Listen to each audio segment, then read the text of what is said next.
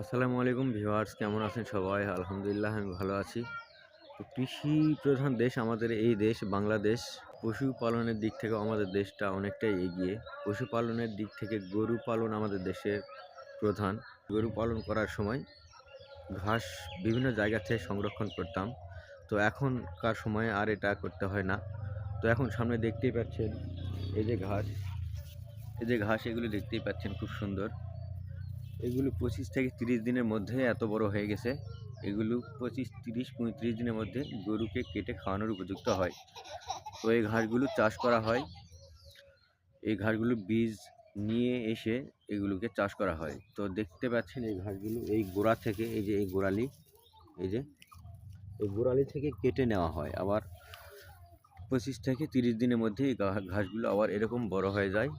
এই ঘাসগুলো চাষ করে আপনারা অনায়াসে গরুর পালন করতে পারেন। তো আজকের ভিডিওটা এই পর্যন্তই। কেমন লাগলো কমেন্টে জানাবেন। সবাই ভালো থেকো।